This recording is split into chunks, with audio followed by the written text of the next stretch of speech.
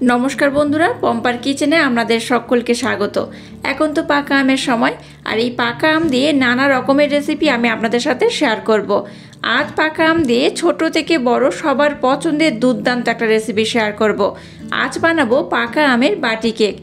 Cake तो आमरा नाना रकम भावे बानिये थाकि, तबे एई बाटी केकेर स्वादई आलादा।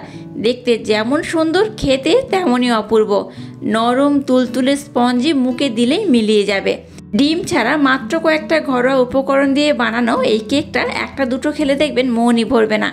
তাহলে চলুন দেরি না করে নরম তুলতুলে স্পঞ্জি আমের কেকের রেসিপিটা দেখে নেওয়া যাক। আজকের পাকা আমের যে রেসিপিটা বানাবো তার জন্য দেখুন এখানে আমি একটা পাকা আম নিয়েছি। একটা পাকা আম হলেই কিন্তু আজকের রেসিপিটা একদম রেডি হয়ে যাবে। প্রথমে আমটাকে আমি কেটে নেব।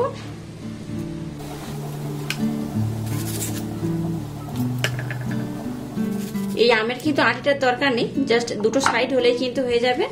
তো আমটাকে এইভাবে আমি টুকরো টুকরো করে কেটে নেব। এবার দেখুন একটা চামচ নিয়ে নিলাম, চামচের মাধ্যমে এইভাবে আমের পাল্পটাকে নিয়ে নেব। এইভাবে কাটলে কি হয়, আমের আর খোসা ছাড়ানোর কোনো রকম হ্যাপা থাকে না, খুব সহজে কিন্তু আমের পাল্পটাকে বার করা যায়। এবার দেখুন একটা মিক্সির জার আমি নিয়ে নিয়েছি। আজকে যে রেসিপিটা বানাবো তার জন্য দেখুন এখানে আমি মিচড়ি ব্যবহার করব, চিনি ব্যবহার করছি না। আপনাদের হাতের কাছে মিচড়ি না থাকলে আপনারা কিন্তু চিনিও ব্যবহার করতে পারেন। তো মিচড়িটাকে প্রথমে আমি খুব ভালোভাবে গুঁড়ো করে নেব। দেখুন মিচড়িটাকে আমি খুব ভালোভাবে ব্লেন্ড করে নিয়েছি। এবার এর মধ্যে আমি আমের পাল্পটা দিয়ে দেব। আবারও আমের পাল্পের সাথে মিচড়িটাকে আমি খুব ভালোভাবে ব্লেন্ড করে নেব। এখানে কোনো রকম জল বা দুধ ব্যবহার করবেন না, জাস্ট নর্মাল এটাকে ব্লেন্ড করলেই হবে। দেখুন আমার মিচড়িটাকে আমি খুব ভালোভাবে ব্লেন্ড করে নিয়েছি। এবার এটাকে এই পাত্রের মধ্যে আমি ঢেলে নিলাম। এবার এখানে সামান্য পরিমাণে সাদা তেল দিয়ে দেব, খুব বেশি নয়, একদম অল্প করে 2 থেকে 3 চামচের মতো সাদা তেল দিয়ে দিলাম। আপনারা চাইলে এখানে ঘি কিংবা বাটারও ব্যবহার করতে পারেন। এবার সমস্ত উপকরণ এইভাবে আমি খুব ভালোভাবে ব্লেন্ড করে নেব। দেখুন সমস্ত উপকরণ আমি খুব ভালোভাবে ব্লেন্ড করে নিয়েছি। এবার দেখুন একটা আমি এরকম ছাঁকনি নিয়ে নিয়েছি। এর মধ্যে ময়দা দিয়ে দেবো এই বাটির মাপ করে হাফ বাটি, দিয়ে দেবো একই পরিমাণে সুজি, আর দিয়ে দেবো সম পরিমাণে মিল্ক পাউডার মানে গুঁড়ো দুধ। এই চামচে 3 ভাগের 1 ভাগ দিয়ে দেবো বেকিং পাউডার, আর যতটা বেকিং পাউডার নিয়েছি তার ঠিক অর্ধেক দিয়ে দেবো খাবার সোডা বা বেকিং সোডা। এবার সমস্ত উপকরণ একটু ভালোভাবে চেলে নেব।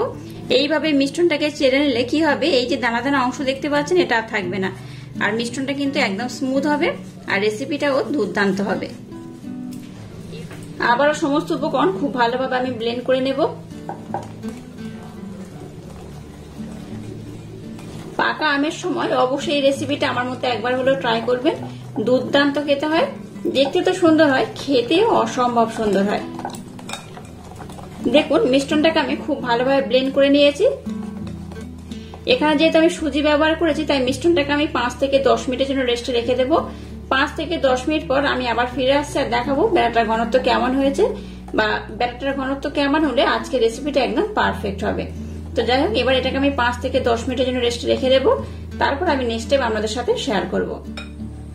মিশ্রণটাকে দেখুন আমি 10 মিনিটের জন্য রেস্টে রেখে দিয়েছিলাম, আর মিশ্রণটার ঘনত্ব দেখুন আগে থেকে কিন্তু বেশ ঘন হয়ে গেছে। তো আজকের এই রেসিপিটা বানানোর জন্য মিশ্রণটা কিন্তু এত ঘন হলে হবে না।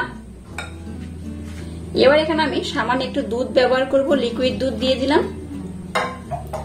আপনাদের হাতের কাছে লিকুইড দুধ না থাকলে আপনারা এখানে কিন্তু জল ব্যবহার করতে পারেন, তবে দুধটা ব্যবহার করার চেষ্টা করবেন, তাহলে কিন্তু রেসিপিটার টেস্ট দ্বিগুণ বেড়ে যাবে। তো যাই হোক, আবার এটাকে আমি খুব ভালোভাবে ব্লেন্ড করছি। দেখুন আর একটু দুধ দিয়ে দেব।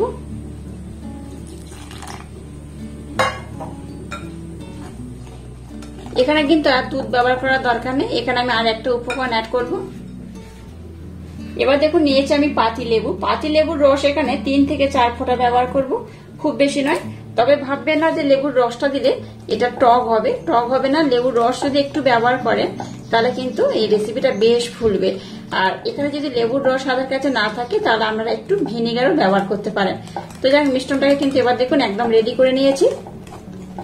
আজকে রেসিপিটা বানানোর জন্য মিশ্রণটার ঘনত্ব কিন্তু এইরকমই হবে, খুব পাতলা নয় খুব ঘন নয়, দেখে বুঝতেই পারছেন এইরকমটাই হবে। এবার দেখুন এরকম একটা ছিদ্রযুক্ত থালা আমি নিয়েছি, আর নিয়েছি এরকম ছোট ছোট বাটি। আর এই বাটির মধ্যে আমি সামান্য একটু তেলের ব্রাশ করে দিয়েছি, একদম সামান্য পরিমাণে। এবার ব্যাটারটাকে এর মধ্যে আমি দিয়ে দেব। একদম ভরে ভরে দেব না, একটু আমি খালি রাখবো। 3টে বাটিতে আমি সমান মাপ করে দিয়ে দেব।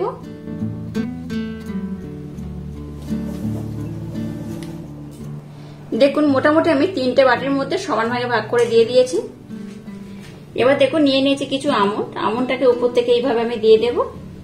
আপনারা কিন্তু যে কোনো রকমের ড্রাই ফ্রুট দিয়ে আপনাদের মনের মতো এটাকে ডেকোরেশন করতে পারেন। আমি এইভাবে একটুকে সাজিয়ে দেব। এবার দিয়ে দেবো কিছু পেস্তা। পেস্তাটাকে আমি এইভাবে টুকরো টুকরো করে কেটে নিয়েছি। আপনারা আবারও বলছি আপনাদের মনের মতো করে ড্রাই ফ্রুট দিয়ে এটাকে ডেকোরেশন করতে পারেন। দেখুন পেস্তার আমন্ড দিয়ে এটাকে আমি খুব ভালোভাবে ডেকোরেশন করে নিয়েছি। এবার দেখুন গ্যাসটা চলে দিয়ে একরকম কড়া বসিয়ে দিয়েছি। কড়াটাকে খুব ভালোভাবে আমি গরম করে নিয়েছি। এবার এই থালাটাকে আমি এই কড়ার মধ্যে বসিয়ে দেব। জল দেওয়ার দরকার নেই, জাস্ট এমনি বসিয়ে দিলেই হবে। গ্যাসের ফ্লেমটাকে প্রথমে 5 মিনিট হাই দেবেন, তারপর গ্যাসের ফ্লেমটাকে 5 মিনিট পর একদম লো টু মিডিয়াম দেবেন, দিয়ে এটাকে খুব ভালোভাবে বানিয়ে নিতে হবে। এবার এটাকে আমি ঢাকা দিয়ে হতে দেব। দেখুন এটাকে আমি 20 মিনিট ধরে হতে দিয়েছি। 20 মিনিট পর আমি আপনাদের দেখাচ্ছি এটা কেমন হয়েছে। ঢাকনাটাকে আমি খুলে নিলাম। এবার দেখুন একটা আমি টুথপিন নিয়ে নিয়েছি, এটার মাধ্যমে আমি দেখিয়ে দিচ্ছি দেখুন এটা হয়েছে কিনা। এই দেখুন টুথপিনের গায়ে কিন্তু একদম কিচ্ছু লেগে নেই, দেখে বুঝতেই পারছেন একদম পরিষ্কার হয়ে উঠে গেছে। তার মানে কিন্তু এইটা খুব ভালোভাবে রেডি হয়ে গেছে। আর দেখে বুঝতেই পারছেন যে আজকে আমি আমের কেক বানালাম, বাটি কেক। এই বাটি কেক কিন্তু খেতে দুর্দান্ত হয়, বাচ্চা থেকে বড় সবাই ভীষণই পছন্দ করবে। আর একটা আমি দেখিয়ে দিচ্ছি দেখুন সবগুলো কিন্তু খুব ভালোভাবে হয়ে গেছে। তো যাই হোক এবার আমি গ্যাসটাকে বন্ধ করে দেব। গ্যাসটাকে বন্ধ করে এটাকে আমি আবারও ঢাকা দিয়ে 5 মিনিট রেখে দেবো। আর একটু ঠান্ডা করে আমি আপনাদের দেখাচ্ছি এটা কত সুন্দর হয়েছে।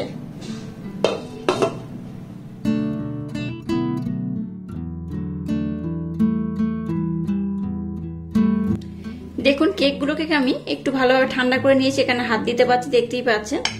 এবার একটা ছুরি আমি নিয়ে নিয়েছি, ছুরির মাধ্যমে এটাকে আমি এইভাবে ডিমোল্ড করে নেব।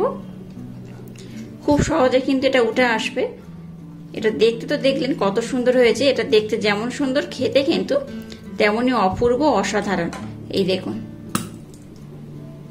এই দেখুন দেখতেই পাচ্ছেন পিছনের পোর্শনটাও কত সুন্দর হয়েছে। অবশ্য বাড়িতে আমার মতো একবার হলে এই কেকটা বানাবেন, দেখবেন অসম্ভব সুন্দর খেতে হয়। আর ধারের পোর্শনটা দেখুন খুব ভালোভাবে হয়ে গেছে। আর কত কম দিয়েছিলাম কতটা ভর্তি ভর্তি হয়ে গেছে দেখতেই পাচ্ছেন। তো অবশ্য বাড়িতে আমার মতো এইভাবে কেকটা বানাবেন, দেখবেন বাচ্চা থেকে বড় সবাই কিন্তু ভীষণই পছন্দ করবে। আর সবগুলোকে এইভাবে প্রথমে আমি পাত্র থেকে উঠিয়ে নেব। এই দেখুন প্রত্যেকটা কিন্তু খুব সুন্দরভাবে হয়ে গেছে। দেখুন সবকটাকে তো আমি উঠিয়ে নিয়েছি, আর কতটা নরম কতটা স্পঞ্জি হয়েছে। এই দেখুন, এই দেখুন একদম কিন্তু স্পঞ্জি হয়েছে। বাচ্চা থেকে বড় সবাই ভীষণই পছন্দ করবে। একবার যেই খাবে সেই কিন্তু আবার বারবার বানাতে বলবে। দেখতেই পাচ্ছেন কতটা স্পঞ্জি হয়েছে। এই দেখুন একদম কিন্তু স্পঞ্জি হয়েছে, যেমন নরম তেমন তুলতুলে আর তেমন সুন্দর দেখতে, আর খেতে অসাধারণ। তো আমি একটা কেটে আমি আপনাদের দেখাচ্ছি এটা কত সুন্দর হয়েছে।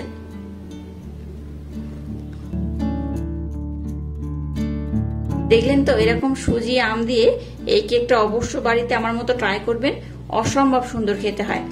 দেখুন ভীষণ নরম স্পঞ্জি তুলতুলে হয়েছে। পাকা আমের সময় এইভাবে অবশ্যই একবার হলেও এই আমের কেকটা বানাবেন, আশা করছি আপনাদের ভীষণ ভালো লাগবে। আর আজকের এই পাকা আমের কেকের রেসিপি যদি আপনাদের ভালো লাগে তাহলে চ্যানেলটাকে লাইক শেয়ার কমেন্ট এবং সাবস্ক্রাইব করবেন, আর পাশে থাকা বেল আইকনটা প্রেস করে দেবেন। তাহলে টাটা, আবার দেখা হচ্ছে নতুন কোনো রেসিপি নিয়ে।